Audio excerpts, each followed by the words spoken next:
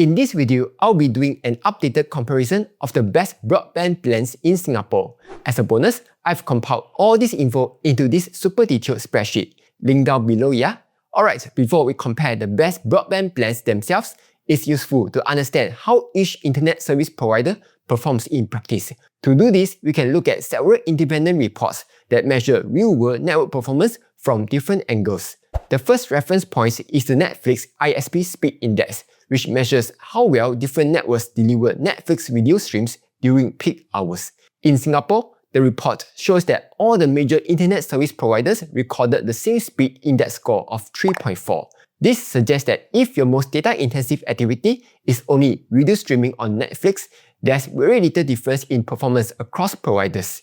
In that case, the choice of ISP is unlikely to significantly affect your viewing experience. Next, we can look at download performance using data from Stream, which tracks average game download speeds across different networks. In this report, MyRepublic recorded the fastest average download speeds, while M1 and StarHub were among the slowest. However, it's important to note that this data only shows how fast you are able to download and update your games from Steam, and not in-game performance itself, yeah? The third report comes from IMDA Fiber Broadband Quality of Service Reports for Q3 2025. One key finding was that all three major telcos achieved 100% network availability. This means that there were no recorded network outages during the measurement period. So, in terms of basic reliability and uptime, all three networks perform equally well. However, when it comes to local latency, which measures how quickly data travels within Singapore, Singtel recorded the lowest latency, while both M1 and StarHub were slower. That said, the difference was only around 3 milliseconds, which is extremely small and is unlikely to be noticeable for most users in everyday activities. For international latency, the results were reversed. M1 recorded the lowest average international latency, followed by StarHub, while Singtel had the highest latency. This matters more for activities that rely heavily on overseas servers, such as online gaming or international servers, or accessing overseas websites and services. Another useful reference is the Fixed Broadband Experience reports by OpenSignal. While the latest available reports for Singapore dates all the way back to May 2024, it still provides a helpful benchmark. In this report, MyRepublic scored the highest across most categories, including consistent quality, average download speed, peak download speed, and video experience. The only category where MyRepublic did not score the highest was upload speed. On the other hand, M1 scored the lowest across most performance categories. Beyond technical benchmarks, user experience is also an important factor.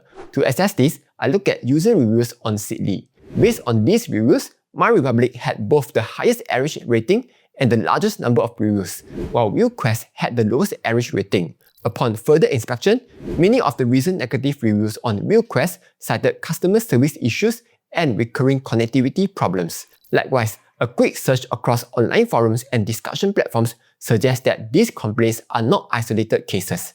I guess this is something worth taking account into if stability and supports are important to you. Now, when these reports are viewed together, a few patterns emerges. First, MyRepublic performs strongly across most speed and quality metrics and also receives positive user feedback. Meanwhile, Singtel and StarHub generally perform at a decent level, although they do not consistently lead across all categories. On the other hand, M1 tends to score lower on speed-related metrics, while RealQuest stands out mainly for weaker user ratings. There is limited formal data available for Simba Fiber Broadband. However, based on user discussions and feedback shared online, a number of users have reported weaker speeds and higher latency as compared to other providers. As for Wiscoms, there are fewer reviews available, but most of the feedback appears positive. This may be partly because Wiscoms runs on Singtel's network, which could contribute to its more stable performance. Lastly, 8 Home Internet is still relatively new, so there's limited user feedback. But given that it runs on StarHub's network, I would expect its performance to be similar to StarHub's fiber services. Quick pause. If you are looking for the best brokers to kickstart your investing journey, check out Interactive Brokers. You will enjoy one of the lowest fees in the industry, at just 35 cents per trade on the US stock market. It also offers Ireland domiciled ETFs, perfect for saving on dividend withholding taxes. Plus, it also comes with free company research tools, so you can make smarter investing decisions. Feel free to use my Interactive Brokers link to open an account and start investing today. Alright, let's get back to the video. So with that in mind, let's find out which are the best broadband plans, starting with the cheapest plans for each internet speed tier. At the 2.5 Gbps level, Wiscoms is the only provider offering a plan. This plan costs $24 a month, making it the cheapest broadband plan across all speed tiers. However, it does not include a router, so if you need one, you can either top up $109 to purchase a router from Wiscoms or buy your own separately. When installation and activation fees are factored in, the effective monthly cost over a 24-month contract increases slightly to $28.81. Moving up to 3 Gbps, the cheapest plan is again offered by Wiscoms at $28 per month. Similar to its 2.5 Gbps plan, this plan does not include a router, so additional hardware costs may apply. If you prefer a 3 Gbps plan that comes with a router, the cheapest option is from M1 at $32.90 per month. This plan also waives both the service activation fee and installation fee. Likewise, MyRepublic offers a comparable 3 Gbps plan at $32.99 per month, but this plan charges both installation and service activation fees, which will increase the total cost. At the 5 Gbps tier, the cheapest plan is offered by Singtel at $44.90 per month. This plan includes a free router and the installation fee is waived if the installation is done on a weekday. However, the $61 Netlink Trust Service activation fee still applies. For 6 Gbps, M1 is the only provider offering a plan at this speed. The plan is priced at $47.90 per month, but new sign-ups will get a $9 monthly discount. This plan comes with a router, and most of the miscellaneous fees are waived, making this a relatively straightforward option at this speed tier. At the 10 Gbps level, the cheapest plans are offered by Wiscoms and 8 Telco, both priced at $28.80 per month. Neither plan includes a router. For 8 customers who are already on its 5G mobile plan, an additional 18% discount is applied to the broadband plan. However, if you need a 10 Gbps plan with a router included, both Simba and Wiscoms offer options at $29.99 per month. Otherwise, if you prefer MyRepublic, MyRepublic also offers 10 Gbps plans priced at $47.99 without a router, or $49.99 with the option to top up $50 for a router. But in return, you will get $10 off for the first 6 months. Next, for gamers who prioritize low latency and optimized routing, MyRepublic offers some of the most competitively priced gamer-specific plans. At the 3 Gbps level, its gamer plan costs $45.99 per month, although this does not include a router.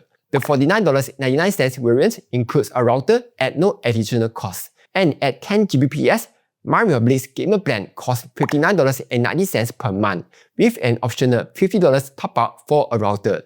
This plan also comes with a $10 monthly discount for the first 6 months. Next, if your home is big, congratulations! It means either you or your parents are rich, but it also means that you might have some corners in your house where you won't receive any internet connection. In that case, you may need a Wi-Fi mesh to improve the network coverage. Here, the cheapest plan that includes at least 2 mesh units is M1's 10 Gbps plan at $40.90 per month. This plan includes the mesh system and waives most additional fees. The next cheapest option is MyRepublic's 3 Gbps plan at $45.99 per month. However, for users who want both higher speeds and mesh coverage, MyRepublic's 10 Gbps hyperspeed plan costs $59.99 per month, with a $150 top-up required for 2 mesh units. In return, this plan includes a $10 monthly discount for the first 6 months. Next, for those who prefer shorter contract commitments, there are a few options worth considering. First, MyRepublic offers a 3 Gbps plan priced at $43.99 per month with no fixed contract, although users must remain on the plan for at least 3 months to avoid a $49.05 cancellation fee. This plan also comes with a $150 router discount. Alternatively, for users who can commit for 12 months, both 8 and Wiscoms offer plans priced at around $29 per month.